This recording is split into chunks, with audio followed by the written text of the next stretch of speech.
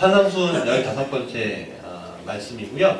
정죄의 자리가 아니라 용서와 은혜의 자리에서라는 말씀으로 말씀을 전하려고 합니다. 사실 오늘 연말이기 때문에 송년주일이기 때문에 다른 말씀을 준비할까 하다가 하나님 계속 이 말씀을 주시는 거예요. 하나님 좀 안 맞는 거 아니에요? 안 맞는 거 아니에요? 계속 근데 묵상하는데 이런 말씀이구나. 그게 깨달아져서 이 말씀도 괜찮겠다 싶어갖고 이 송년주일 말씀으로 이 말씀 전할 수 있게 하나님께서 허락해 주셨습니다. 오늘 산상수훈은요 10계명의 7계명 가늠하지 말라는 율법을 예수님이 해석하신 거예요. 여러분, 간음이라는 것을 여러분들이 다 아시죠? 성적으로 부적절한 행위를 하는 것, 특히 남편이나 부인이 아닌 다른 이들과 정을 통하는 것을 말하고 있어요. 그게 간음이래요. 그러나 사실 간음의 범위는 굉장히 넓습니다. 오늘날 오니까요 굉장히 넓어요. 오늘 한국 사회를 비롯한 서구 사회는요 성적으로 굉장히 많이 개방된 사회를 맞이하고 있음을 보게 됩니다. 그 단적인 예가 바로 우리 주변 곳곳에 있는 러브 호텔의 존재예요. 그것뿐만 아니라 이 차마 입에 담을 수 없는 장소와 또 일들이 강단에서 참 말하기 어려운 것들이 굉장히 많이 우리 주변에, 바로 우리 주변에 있습니다. 더군다나 2015년부터 간통에 대한 위헌 결정이 나면서 이게 개인의 문제지 법으로 처리한 문제가 아니다. 위헌 결정이 나면서 성적 개방의 문제는 엄청 많은 문제를 도덕적으로, 윤리적으로 또 기독교 안에서 보았을 때, 사회 안에서 보았을 때 하고 기독교 안에서 보았을 때하고 좀 많이 다른데, 하여간 기독교 안에서 보았을 때 많이 문제가 일어나는 것을 우리가 보게 됩니다. 이 문제를 기독교 윤리 안에서 어떻게 볼 것인가 라는 문제는 이 포스트 모던의 사회만큼 굉장히 갈리는 것을 우리가 보게 돼요, 사실.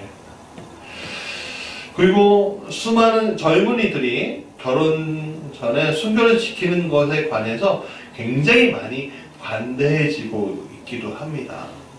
이게 왜 그럴까요? 미디어의 영향력 때문에 그런 것 같다는 생각이 듭니다.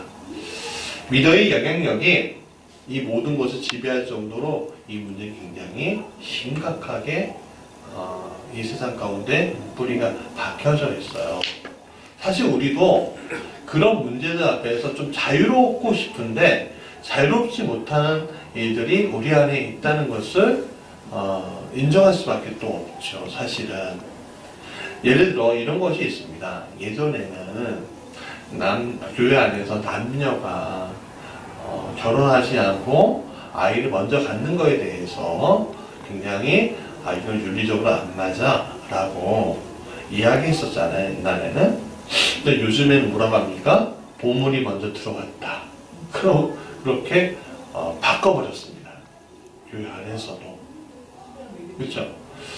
그러니까 오늘 사회 안에서 이야기하고 있고 어떤 가치관들이 교회, 특히 이제 성경 안에서 있는 어떤 율법적인 그런 가치관들과는 굉장히 어떻게 돼요? 부딪히고 있어요, 굉장히 많이.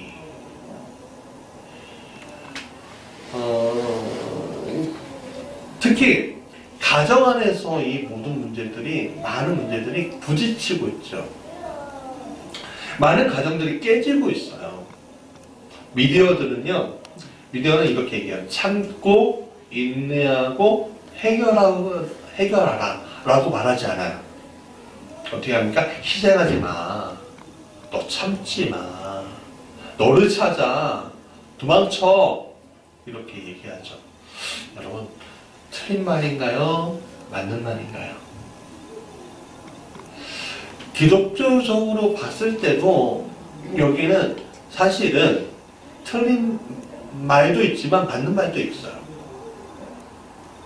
사실 사람이 죽이려고 막 하는데 도망쳐야죠. 그렇지 않습니까? 그러니까 이런 미묘한 문제들이 막 기독교 안에서의 어떤 윤리적인 문제하고 막 엉켜 있어서 오늘을 살고 있는 우리 그리스도인들도 헷갈리는 거예요. 이게 맞는 거야? 그러니까 그것도 교육 수준에 맞춰갖고 교육 수준이 높으면 높을수록 어떤 성적인 개방이나 어떤 이제 개인의 어떤 그런 문제들 앞에서 굉장히 너그러워져요. 왜 그러냐면 그게 개인의 선택, 개인의 자유에 해당되는 것이라고 교육받기 때문에 그렇습니다. 맞죠? 틀린 거 아니죠. 개인의 자유, 그런데 그게 교회 안에서도 맞느냐라고 할 때는 조금 물음표가 있어야 돼요. 사실은.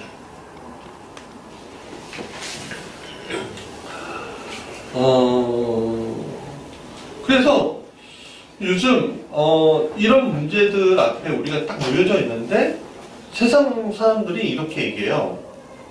너무 쉽게 생각하게 해요. 너무 쉽게 문제를 해결해요. 그리고 상대방을 정죄하면서 이 문제를 해결하라고 해요. 고민이 막 되면요. 깊으신 목사님 앞에서 목사님 이 문제가 이렇게 어떻게 할까요? 라고 물어보지 않아요. 요즘에 조금 우리처럼 젊은 사람들은 어떻게 하는지 아십니까? 인터넷 게시판에 이런 문제가 있어요. 어떻게 해결하는가? 당신들의 생각은 어떠십니까? 그렇게 막 어떻게 합니까? 타이핑 치잖아요. 그럼 게시판에 거기에는 참으세요, 인내하세요 말보다는 뭐가 있어? 그놈이 나쁜 놈이네. 그녀가 나쁜 분이네. 이렇게 이야기 나와요. 그렇죠? 그게 우리 신앙인의 모습이라는 거예요. 세상 사람들한테 얘기할 필요가 없어요. 오늘 우리의 문제니까 그래요.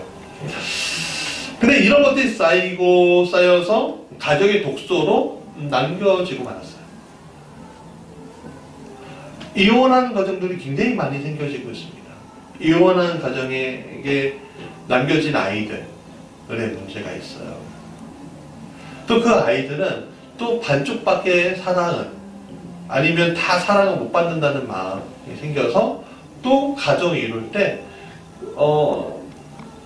케이스 바이 케이스지만 안 좋은 것들이 계속 남아있는 경우들이 많이 있는데 특히 개인주의가 굉장히 성향하는 미국이나 서구권 같은 경우에는 이 문제, 이 가정의 문제가 완전히 파괴됨으로 말미암아 굉장히 사회의 문제로 굉장히 높아지고 있어요.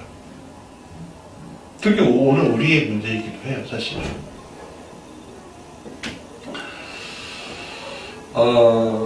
그 미국이나 서구의 기독교 기반 문화를 둔 나라들이 이것 때문에 완전히 무너졌어요, 사실.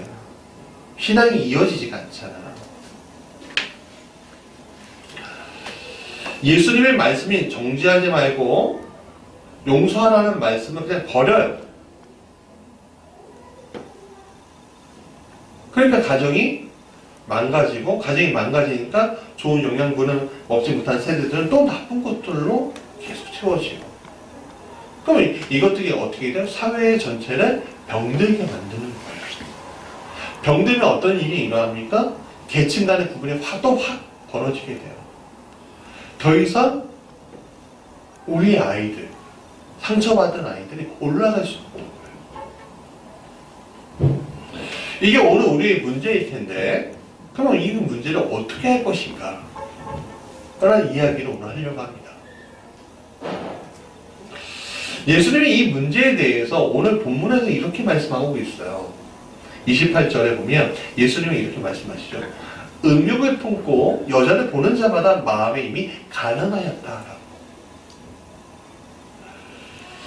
예수님의 이 말씀을 보면 이 세상의 모든 남자들이 빠져나갈 구멍이 없다는 것을 보게 돼요. 벌써 오늘 강단에 서 있는 저조차 마찬가지입니다. 더 절망적인 얘기가 있어요. 뭐냐면 예수님의 음욕하는 것에 대해서 말씀하시는 거 보셔서 내 오른 눈을 빼버리라는 거예요.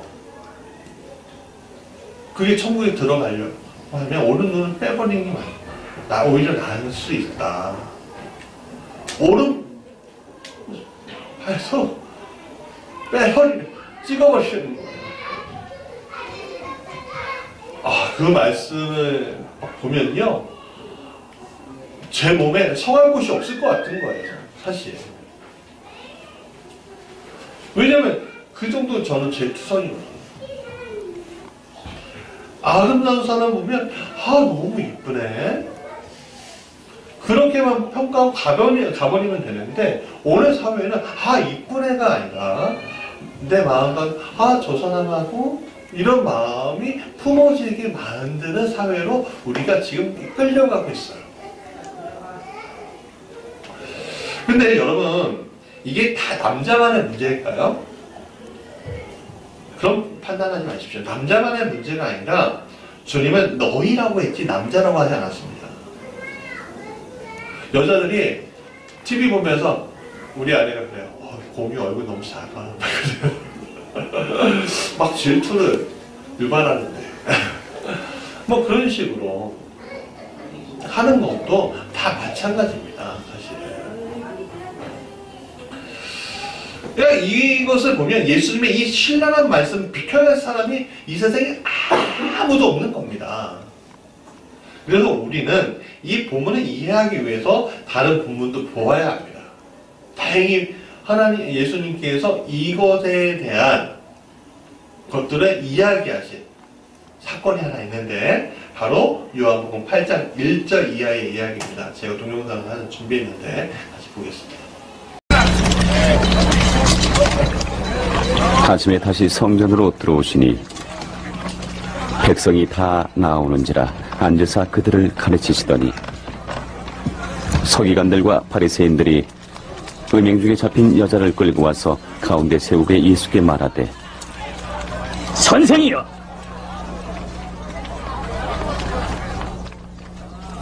이 여자가 간음하다가 현장에서 잡혔나이다.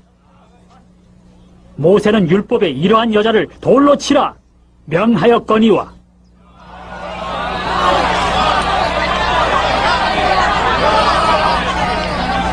선생은 어떻게 말하겠나이까? 그들이 이렇게 말하면 고발할 조건을 얻고자 하여 예수를 시험함이로라. 예수께서 몸을 굽히사 손가락으로 땅에 쓰시니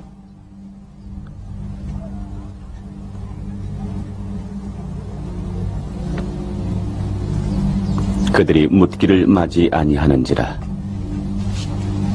이에 일어나 이르시되,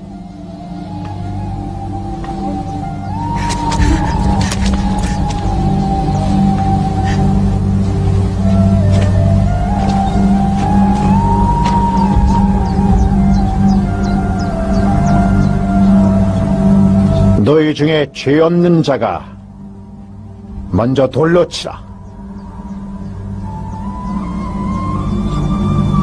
하시고 다시 몸을 굽혀 손가락으로 땅에 쓰시니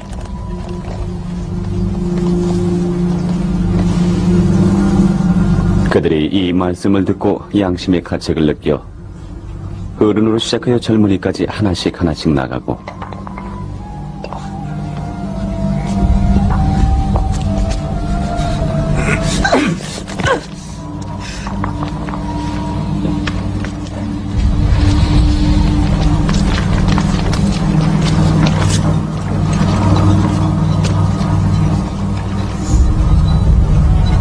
오직 예수와 그 가운데 섰는 여자만 남았더라.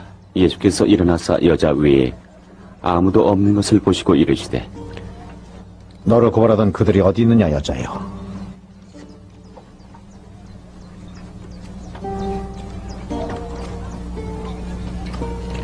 너를 정죄한 자가 없느냐? 주여, 없나이다. 나도 너를 정죄하지 아니하노니 가서 다시는 죄를 범하지 말라.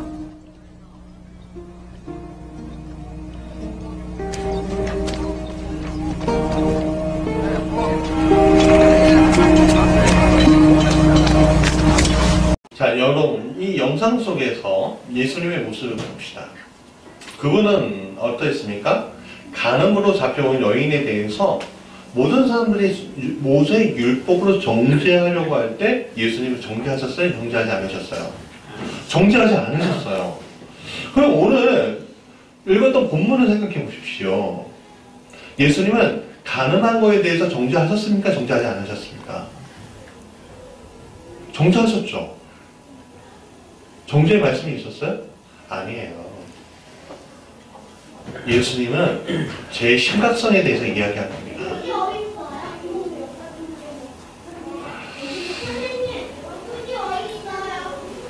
예수님은 마음으로 가늠한 것도 가늠이라고 하시면서 눈을 빼버리라고 하고 손을 시족하고 손을 베어버리라고 했는데 근데 여기서는 어떻게 하셨어요? 정죄하지 않으셨어요. 참 이상한 거예요. 여기에 비밀이 있어요. 그것은 28절 말씀과 요한복음 8장 9절의 말씀인데 우리 빨간 글씨 28절 마태복음 5장 28절 빨간 글씨만 읽어보겠습니다. 마음의 입이 가늠하는 이가 요한복음 8장 7절 시작. 너희 중에 죄 없는 자가 먼저.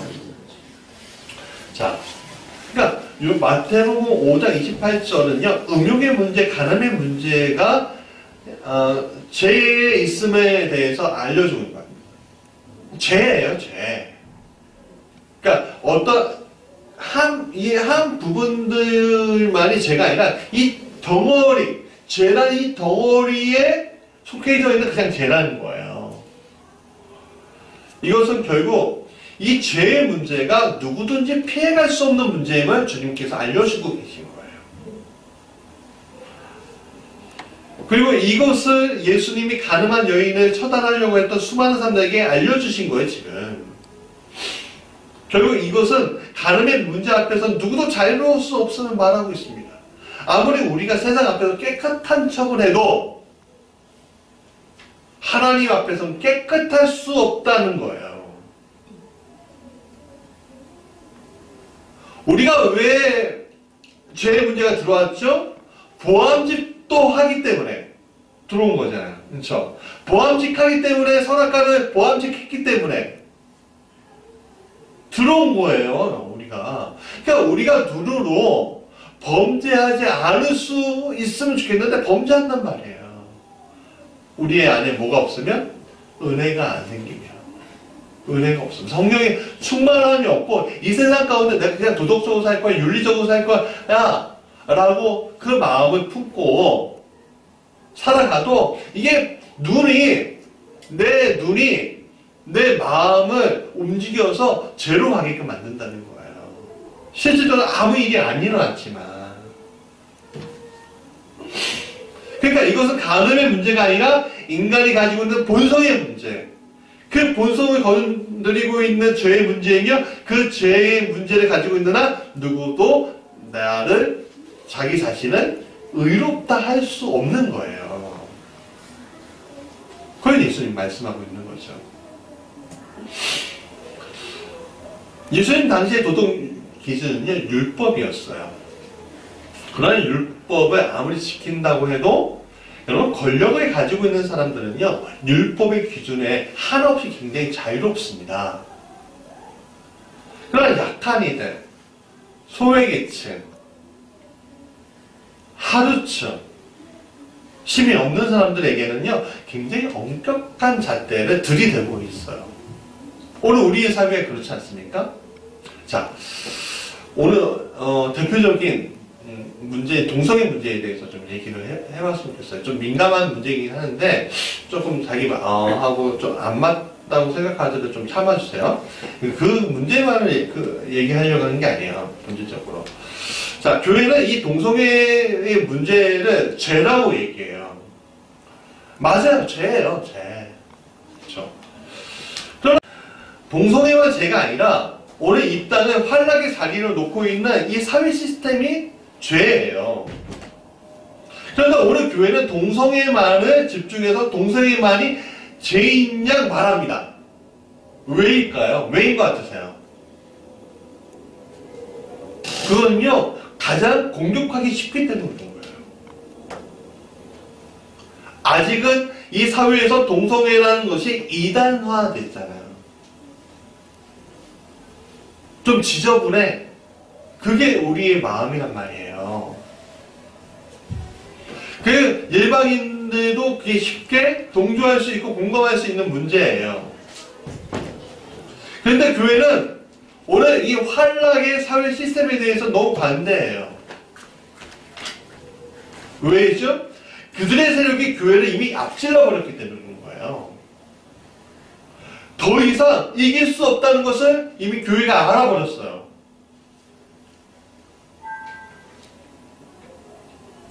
그걸 알기 때문에 소수 세력인 동성애자, 매출하는 사람, 하류계층 이런 사람들만 공격하는 거예요.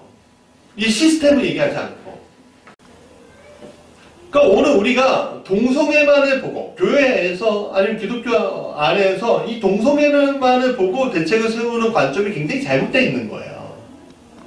다시 말하지만 기독교적인 관점에서 동성애는 죄예요. 그러나 그것만이 죄가 아니라 이 세상을 음란으로 이끌고 있는 모든 세력의 죄의 집단인 거예요.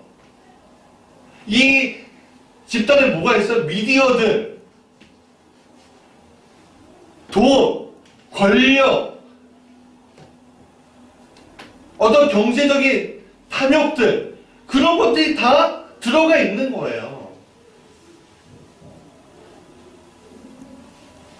그렇다면 우리가 교회가 해야 될 게 뭐예요? 사실은 동성애가 죄입니다. 그것들 나쁜 놈들입니다. 그걸 얘기하는 게 아니라 사실은 교회는 이 시대를 도덕적으로 윤리적으로 바르게 가도록 하는 것이 우리의 임무예요. 그리고 그것이 우리의 구호가 돼야 돼요. 특성은 어떤 한 가지만 얘기하면 안 된다는 거예요. 그런데 교회가 도덕적으로 윤리적으로 바르지 못하니까 굉장히 약한 분이만 공격하는 거예요.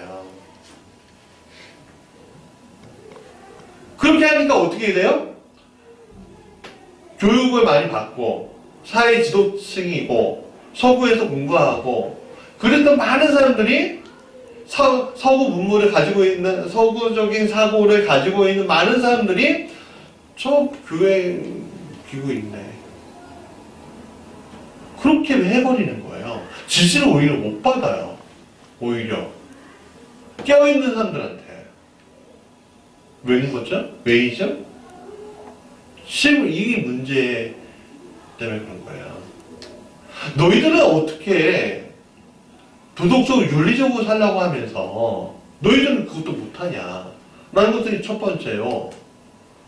너희들보다 더 강한 세력에 대해서 얘기해야 되는데 그런 것도 못하면서 이런 얘기를 하냐? 그게 두 번째인 거예요.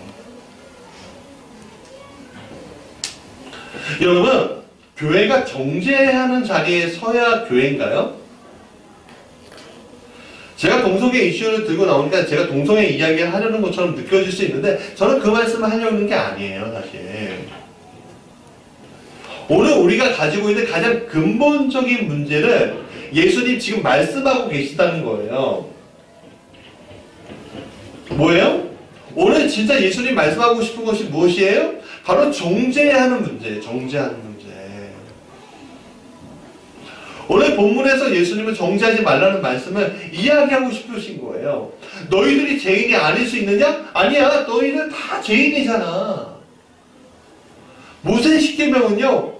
너희들이 죄인인 것을 알려주는 도구예요. 우리가 죄인인 걸 알려주는 도구예요. 그 속에서 주님은 분명히 말씀하고 있어요. 그것을 밝게 보여주시고 있어요. 우리는 다 거기서 도망갈 수 없습니다. 그래서 예수님이 어떻게 말씀하세요? 오른 눈을 빼버리고 네 오른손을 빼도 천국에 들어갔으면 그렇게 하는 게 오히려 낫지 않겠냐라고 얘기하시잖아요. 근데 사실은 우리가 그것 때문에 오른 눈을 빼버리면 안 되잖아요. 그건 상징이에요. 오른 눈, 오른팔. 상징이에요. 진짜 그게 아니라 너희들이 도망갈 수 없음을 얘기하는 거예요. 우리가 도망갈 수 없음을. 여기에서 31절, 32절에서 굉장히 극대화가 돼요. 같이 읽어볼까요? 시작. 또 일러스되 누구든지 아내를 버리려거든 이웃에서 죽을 것이라 하였으나 나는 너희에게 이르노니 누구든지 음행한 이유 없이 아내를 버리면 이는 그로 가늠하게 하며 또 누구든지 버림받은 여자에게 장가도 가는다도 가능합니까? 이 말씀 너희가 이 세상에서 굉장히 적법한 절차로 너희 아내를 버리게 되더라도 너희 배우자를 버리게 되더라도 그 근본은 가늠이야 라고 말씀하고 있는 거예요. 그러니까 이게 왜 그런 거야? 버린다는 말이 뭡니까? 가진다는 게 뭡니까? 그건 바로 내가 기득권을 가지고 있다는 거예요. 기득권. 즉 너희가 가지고 있는 기득권적인 힘의 문제가 너희가 가늠한 자임을 보지 못하게 하는 거야. 그 말씀 알려주고 있는 거예요. 여러분 제가 남자이기 때문에 여성들이 가지고 있는 어떤 차별의 문제나 그런 것들은 잘 못 봐요, 사실. 못 봐요. 왜? 이게 수천 년 동안, 아니 수백 년 동안, 아니면 수십 년 동안 이어져 온 어떤 남자만의 어떤 DNA가 저한테도 있기 때문에 안 보이는 거예요. 여성들도 남성들이 가지고 있는 걸 잘 못 봐요. 어떤 특히 군대 문제라든지 잘 못 봐요. 왜? 수천 년 동안, 수백 년 동안 가지고 있는 DNA가 그걸 못 보게 만드는 거예요.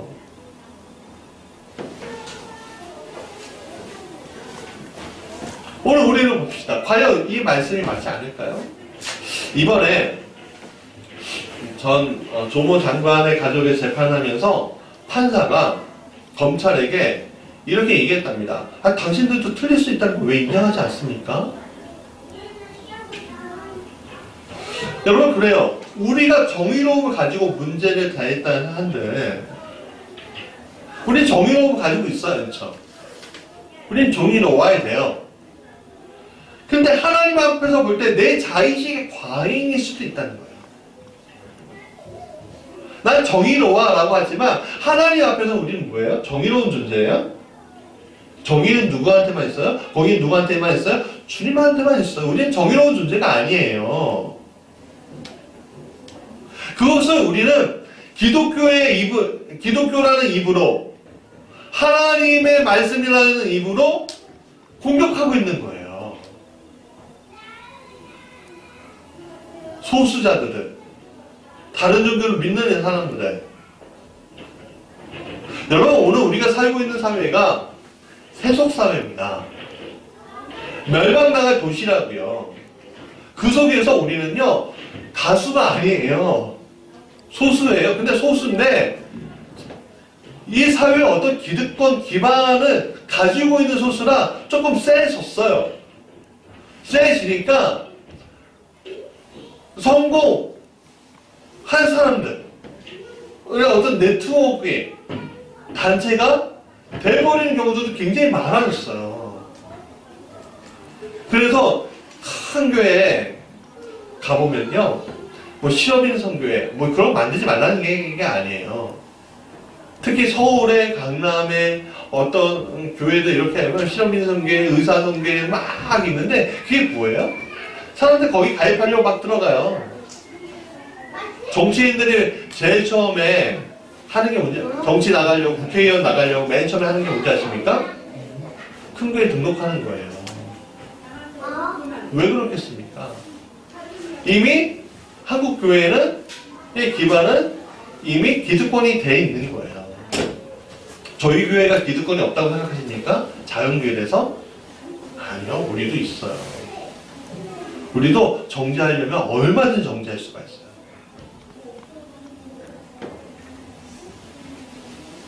여러분 우리가 기독교인이라고 해서 도덕적으로 위에 있는 것이 아닙니다. 다른 종교를 믿고 있고 아니면 종교를 가지고 있지 않아도 굉장히 도덕적으로 윤리적으로 살려고 하는 사람도 얼마나 많은지 모릅니다. 예수님 또 다른 비유에서 이렇게 말씀하고 있죠. 마태복음 18장 21절부터 35절까지의 말씀인데 내용은 이거예요. 10,000달란트 빚진 사람이 임금 앞에 왔어요. 근데 임금이 너 그거 다 갚아라 그랬더니 저 못 갚습니다. 왜? 10,000달란트는요 지금 우리로 따지면 3조예요. 3조. 전 상상이 안 가요. 그러니까 얘가 보니까 임금이 보니까 이거 다 갚을 수 없네. 에휴, 너 하나하나 그냥 풀어줄게. 잘 살아라. 다 탕감해 줬어요. 탕감해 주고는 딱 나왔는데 이 사람이 막 하고 딱 왔는데 100데나리온 100데나리온 빚진 자 100데나리온이 한 달치 품삯이에요. 450만 원 정도 돼요. 그 빚진 자를 딱 만난 거예요. 이 빚진 자를 만났는데 어떻게 했냐면요. 내가 갚을게 그랬는데 아니야. 너 좀 맛 좀 봐야 돼 하고서 끌고 갔는데 어떻게 끌고 가냐면 멱살을 잡고 죽일 듯이 끌고 갔다는 거예요. 근데 자세히 보면 성경 이 마태복음 18장 21절부터 나올 때 임금한테 그 사람이 갈 때는 임금은 그 사람을 멱살을 잡고 끌려온 게 아니라 그냥 데리고 오셨어요. 근데 이 사람은 큰 은혜를 받았는데도 불구하고 어떻게 해요? 멱살을 잡고 죽일 듯이 끌고 가는 거잖아요. 그것을 보고서 그것을 본 신하들이 어떻게 합니까? 이거 좀 보시라고. 하고 그 사람 다시 끌고 오잖아요. 이거 크게 화를 내고 오게 놓잖아요. 이것은 무슨 비유예요? 우리는 원래 어떤 사람이야? 죄인이었어요. 10,000달란트 빚진 죄인이었단 말이에요. 본질상 진노의 자녀들인 거예요. 그런데 하늘 임금이신 하나님이 예수님의 이 땅에서 십자가에 지시게 하여 그를 믿는 자마다 그의 값을 묻지 않고 즉 정죄하지 않으셨어요. 그리고 우리의 모든 빚을 탕감해 주셨어요. 그것을 우리는 뭐라고 합니까? 은혜라고 하는 거예요. 은혜. 그러니까 은혜는 어떤 사람들이 은혜 받은 자인 거예요. 노아도 그 당대 의인이라고 했는데 그 자신이 의로워서 의인이 아니라 주님이 의인으로 만들어주셔서 의인인 거예요.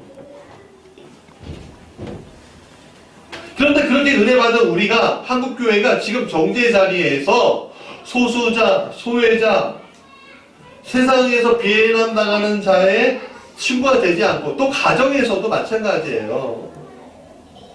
좀 공부 못하는 아들, 좀 못하는 배우자, 좀 세상적으로 좀 이렇게 하는 부모 자식들, 그런 사람들이 친구가 되어주는 것이 아니라 오히려 비난해. 너 이것밖에 못하니? 오히려 정죄하고 있어요. 야, 너 왜 이것밖에 안 되는 거야? 하고 아버지 왜 이것밖에 안 되세요? 다른 아버지는 떵떵거리게 나에게 차도 사주시고 있는데 아버지는 뭐예요? 이렇게 하는 거예요. 오늘 우리 사회가 그렇게 우리를 정죄하게 만들어요. 근데 기독교인이 우리가 은혜를 받은 우리도 똑같은 입술로 그렇게 정죄하고 있는 거예요. 그게 얼마나 무슨입니까?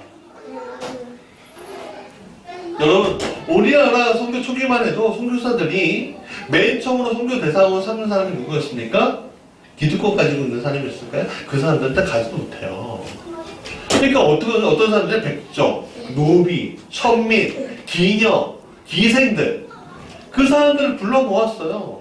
그 사람들에게 학교를 개방하고요. 그 사람들에게 치료를 했어요. 그게 소문나니까 점차 기득권 가진 사람의 양반들도 모여들고 귀족들도 모여든 거예요. 저기 선교사는 이상한 사람들을 만나고 교육시키고 예수 믿게 만든 거였습니다. 그런데 오늘 우리는 오히려 정죄의 자리에서 비난하고 힐난하고 있는 것을 봅니다. 교회 안에서 싸우고 너 잘못했느니, 목사님 잘못했느니, 성도가 잘못했느니, 내 잘못입니다 라고 얘기하지 않아요. 왜? 내 잘못이라고 얘기하는 그 순간에 내 자존심이 그것을 내 자존심이 무너뜨리니까. 자존감이 없는 상황으로 우리를 만들어가는 거예요. 교회 안에서도. 우리가 실수할 수 있다는 걸 인정해야 한다는 거예요. 우리가 잘못할 수 있다는 걸 인정해야 돼요. 교회 안에서도. 그럼 어디에서도 마찬가지예요? 가정 안에서도 마찬가지예요. 가정 안에서도 배우자가 실수할 수 있어요. 잘못할 수 있단 말이에요.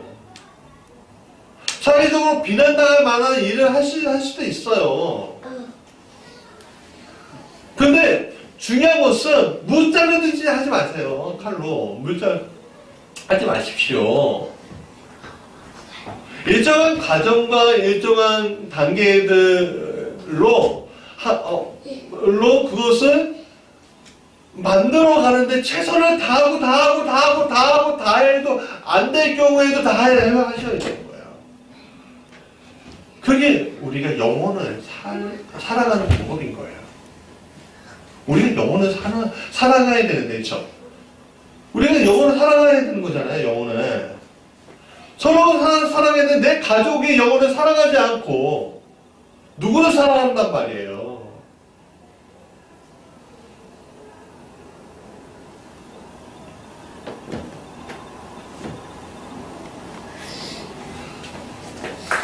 우리가 서야 할 것은 용서해주고 이해해주고 응원해주고 기도해줘야 돼요. 정죄는 사랑을 변화시킬 수 없음을 여러분 아셔야 합니다. 그래서 예수님은 요한복음 8장에 가난한 여인에게 우리 빨간 글씨로 한번 읽어볼까요? 시작. 나도 너를 정죄하지 아니하노니 가서 다시는 죄를 범하지 말라 하시니라 라고 얘기해요. 여러분 그렇습니다. 예수님은 정죄하지 않으셨어요.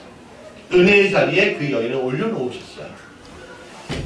그러면 우리가 오늘 예수님의 말씀을 통해서 깨닫고 분명히 해야 할 것이 생겼어요.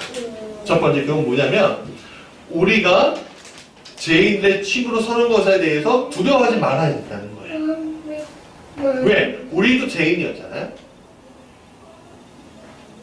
근데 은혜 때문에 우리는 이제 하나님의 나라에 들어갈 의인이 된 거예요.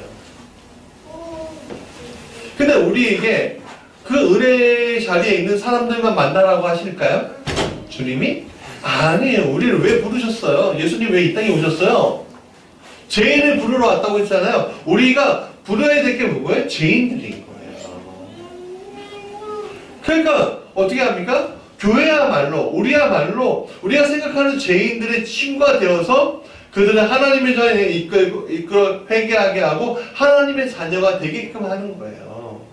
내 자녀가 내 배우자가 아무리 사회적으로 비난당할 만한 개인적으로 나한테 큰 충격을 줄 만한 일에 벌렸어도 우리는 그 인연의 끈을 쉽게 놓으면 안 되는 거예요.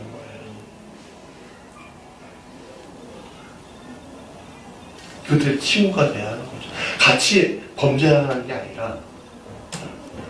두 번째는 우리가 깨달아야 되는 게 뭐냐, 우리도 본질상 죄인이라는 거예요. 내가 예수 믿게 되었다고 하고 남들보다 도덕적 위치가 우위에 있는 것이 아닙니다. 사회적으로 우리는 하나님의 은혜 안에서는 도대체 의인이 될 수가 없어요. 하나님의 은혜가 아니면 도대체 의인이 될 수가 없는 거예요. 여러분, 세상의 도덕적 잣대 앞에 설 때 우리의 각오는요 결코 의인이 될 수 없지 않습니까?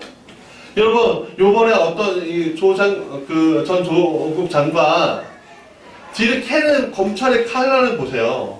어떻게든 팔려고, 어떻게든 구속시키려고 막 정말 남용하잖아요. 남용이라고 얘기할 정도로. 세상에 우리를 그렇게 공격한다니까요. 우리는 그래서 우리가 잘났다, 자랑이다, 뭐 그런 얘기를 할 수 없는 거예요. 그래서 우리는 죄인이에요. 본질적으로 은혜가 아니면. 그러나 그래서 우리가 세 번째 정죄의 자리에 서지 않아야 되는 거예요. 그것을 거부해야 되는 거예요. 정죄는 누가 하는 거예요? 하나님이 하는 거예요? 마귀가 하는 거예요? 마귀가 하는 거예요. 하나님은 정죄하지 않으셔서 심판하시지.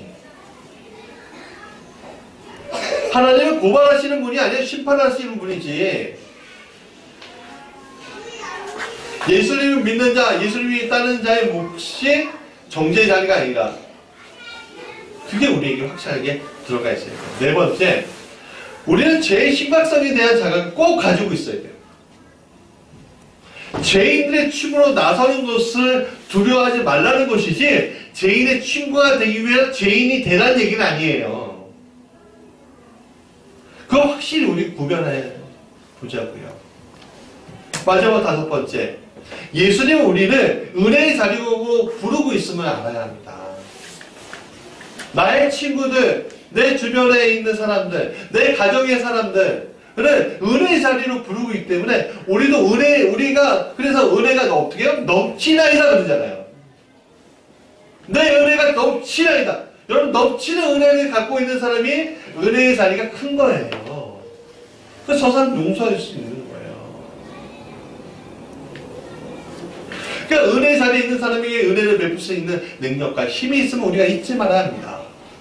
여러분, 결론적으로 우리는 가늠이라는 단어 앞에서 가늠만 보면 참 이거 얘기하기엔 참 어려워요. 다 해당이 되기 때문에. 근데 그 단어 앞에서 우리가 봐야 될 건 우리의 본 모습이에요.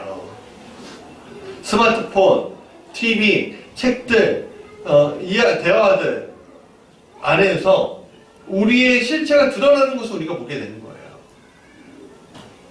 그 실체는 뭐죠? 죄인의 모습이었습니다. 그런데 그런 죄의 모습에 하나님께서 진노하시지만 우리는 죄인의 자리에서 용서하시고 은혜의 자리에 서게 하셨습니다. 하나님은. 그렇기 때문에 우리가 가지고 있어야 할 것은 정죄가 아니에요. 세상에 대해서 우리가 아무리 욕한들 세상이 변합니까? 내가 아무리 내 가정에 있는 어떤 누구에는 화를 내고 하는데 그 사람이 변하나요? 변하지 않더라고요. 당신 이거 배우자한테 1번부터 10번까지 정확하게 막 맨날 몇 시 몇 초에 당신 이런 말 했지 하면서 막 얘기하는데 변하는가요? 아니잖아요. 여러분, 우리가 가지고 있는 건 정죄가 아니에요. 우리 가정이 사는 건 정죄가 아니에요. 은혜의 자리인 거예요. 제 심각성은 우리가 놓치지 말되 정죄가 아니라 용서와 눈물의 기도가 함께하는 자리가 우리의 자리가 되어야 한다는 겁니다. 2019년이 끝나갑니다. 어쩌면 숫자 노름이죠, 멈춰? 그러나 이 순간이라도 우리가 가지고 있었던 정죄의 문제를 내려놓고 내가 우리 사회에서도 마찬가지고 교회 안에서도 마찬가지고 내 가족 안에서도 마찬가지입니다. 먼 친척들이든 가까운 친척들이든 내 자녀든 내 배우자는 마찬가지입니다. 저 사람 때문에 저놈 때문에 아니라 하나님이 나를 은혜의 자리로 보내셨어. 저 문제도 이 사람이 하는 이 문제도 선하신 하나님의 뜻 가운데 있는 걸 거야. 오늘 우리 가정에 이 문제가 일어난 거예요. 저 아이 때문에 일어난 이 문제들, 저 사람 때문에, 내 배우자 때문에 일어난 이 문제들, 선하신 하나님의 나에게 어떤 말씀을 주시려고 하시는 걸 거야. 하고 정죄를 내려놓고 은혜와 용서의 자리에 다 같이 서서 이제 2020년을 맞이했으면 좋겠습니다. 그래서 은혜 아니면 내가 살아갈 수 없네. 그게 나만 하는 것이 아니라 내 배우자들, 내 자녀들, 내가 속한 모든 사회적인 어떤 시스템 안에 있는 만날 수 있는 모든 사람들이 은혜 아니면 살아갈 수 없다는 입술로 바뀌어지고, 특별히 우리 무지개교회가 그런 입술 가운데 있어서 이 지역을, 우리 사회를, 우리 가정을 변화시키는 선봉의 자리에 있게 다니 축원합니다.